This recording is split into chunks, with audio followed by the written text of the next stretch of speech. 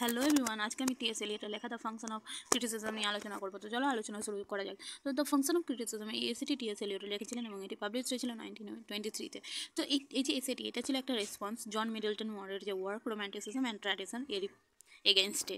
তো মিডলটন মোরে যে ছিলেন, তিনি চ্যালেঞ্জ করেছিলেন যে টিএস এলিয়টের যে লেখা ট্র্যাডিশনাল ইন্ডিভিজুয়াল ট্যালেন্ট সেই এসেটিকে। তো এই যে ফাংশন অফ ক্রিটিসিজম, এটি 4টি পার্টে বিভক্ত। তো চলো পার্টগুলো আমরা এক এক জেনে নিই। তো প্রথম যে পার্ট, সেটিতে বলছে টিএস এলিয়টস যে ক্রিটিক এবং একজন যে ক্রিটিক্যাল ওয়ার্ক অফ আর্ট সেই সম্পর্কে তিনি ডিসকাস করছেন। তো এলিয়ট মানে কমনলি বিলিভ করেন যে ক্রিটিসিজম হচ্ছে একটা অটোটেলিক অ্যাক্টিভিটি, মানে যার একটা গোল বা পারপাস থাকবে নিজেরই মধ্যে। তো মানে যখন তিনি মানে এই স্টেটমেন্টটি দেন, তো মানে এটাকে যে মিডলটন মুরে রং স্টেটমেন্ট বলে পেশ করেছেন, কারণ ক্রিটিসিজম হচ্ছে অলওয়েজ অ্যাবাউট সামথিং। এবং এলিয়ট আরও বলেছেন যে যারা কনসিডার করে যে ক্রিটিসিজম হচ্ছে অটোটেলিক অ্যাক্টিভিটি, তাদেরকে ক্রিটিসাইজ করা উচিত। আর টিএস এলিয়ট যে ক্রিটিসিজম, সেটাকে এক্সপ্লেনেশন অফ ওয়ার্ক বলেছেন। তো যে কিছু ক্রিটিক যেমন ম্যাথিউ আর্নল্ড বলে যে আর্টের পারপাস হচ্ছে মোরালিটি এবং আমাদেরকে রিলিজিয়াস সম্পর্কে নলেজ দেওয়া, আমাদের যে কালচার সেই সম্পর্কে নলেজ দেওয়া। কিন্তু টিএস এলিয়ট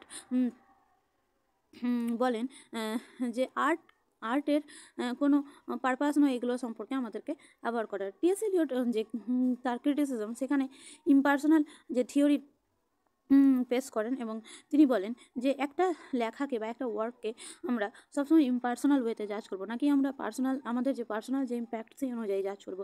টিএস এলিয়ট বলেন যে ক্রিটিক্সরা হচ্ছে হিউম্যান বিংস, যাদের মধ্যে ডিফারেন্ট ওপিনিয়ন্স থাকবে একটা লিটারারি টেক্সট নিয়ে, কিন্তু মানে এই যে ক্রিটিক, তাদেরকে এনলাইটেন হতে হবে এবং গ্রেটার নলেজ দিতে হবে এবং আন্ডারস্ট্যান্ডিং দিতে হবে রিডারদেরকে একটা টেক্সটে। একটা ক্রিটিককে কখনোই ব্লাইন্ড ফলোয়ার হতে হবে না, এবং তাকে চেষ্টা করতে হবে ডিফারেন্স ক্রিয়েট করার অন্যান্য ক্রিটিকদের সাথে। নেক্সট যে পার্টটি, সেটাতে কি বলেছেন টিএস এলিয়ট আমরা দেখব। তো এই যে পার্ট, এখানে আমরা দেখতে পাবো যে মিডলটন মারের যে ভিউ রোম্যান্টিসিজম এবং ক্লাসিসিজমকে নিয়ে, সেই সম্পর্কে আমরা জানতে পাবো।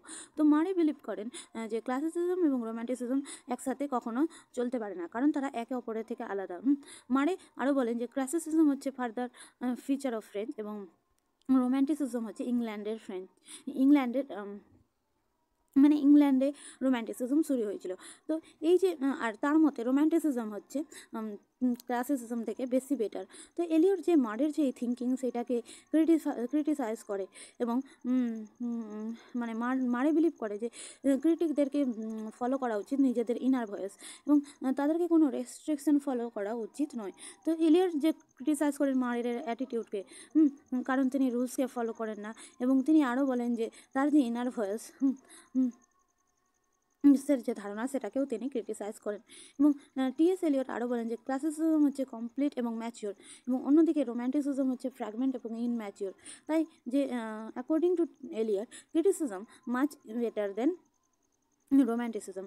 নেক্সট পার্টে আমরা দেখতে পাচ্ছি যে এলিয়টস যে মারে তার সম্পর্কে ক্রিটিসিজম দিয়েছেন। তো according to Eliot, function of criticism হচ্ছে যে যেগুলো কী করবে, কমন রুলস বা প্রিন্সিপালস সেইগুলো সার্চ করবে একটা যে আর্ট তার পারফেকশন সম্পর্কে, এবং এই ফাংশনগুলো তখনই সার্ভ হবে যখন যে আর্টে যে ট্র্যাডিশন ফলো হবে এবং যেটা মানে ডিরাইভ হয়েছে যে লং এজেসের এক্সপিরিয়েন্স থেকে। এবং তিনি টিএস এলিয়ট ইনার ভয়েসকে উইগারি বলেছেন। নেক্সট পার্টে আমরা দেখতে পাবো যে পার্ট 4, সেখানে তিনি ডিল করেছেন relation of criticism with the creative work of art নিয়ে। তো এই যে ফাইনাল বা কনক্লুডিং পার্টে টিএস এলিয়ট বলেছেন যে কিছু পিপল যেমন ম্যাথিউ আর্নল্ড এবং মিডলটন মারে কনসিডার করেন ক্রিটিসিজমকে সুপিরিয়র কোনো একটা ক্রিয়েটিভ ওয়ার্ক থেকে, কিন্তু এলিয়ট ক্রিটিসাইজ করে এই ধরনের পিপলগুলোকে। তো টিএস এলিয়ট একটা ক্রিয়েটিভ ওয়ার্কে শুধুমাত্র আর্ট বলেন, কারণ এটা প্রডিউসড হয় এবং এটা একটা মানে যে ওয়ার্ক অফ আর্ট প্রডিউসড হয় থ্রু অ্যানালাইসিস, জাজমেন্ট এবং মানে ক্রিটিসিজমের দ্বারা। আর টিএস এলিয়টের মতামত অনুযায়ী একটা ভালো ক্রিটিসিজম হচ্ছে সেটাই যেটা একটা রাইটার নিজেই করে থাকে এবং তার যে নিজের যে ওয়ার্ক অফ আর্ট তার জন্য। এবং টিএস এলিয়ট আরও বলেন যে কিছু রাইটাররা বেশি ক্রিয়েটিভ হয় এবং সুপিরিয়র হয় অন্যান্য রাইটারদের থেকে, কেননা তাদের যে ক্রিয়েটিভ ফ্যাকাল্টি সেটা বেশি সুপিরিয়র হয় অন্যান্য রাইটারদের থেকে। থ্যাংক ইউ ফর ওয়াচিং, এবং ভালো লাগলে অবশ্যই লাইক, সাবস্ক্রাইব এবং শেয়ার করবে।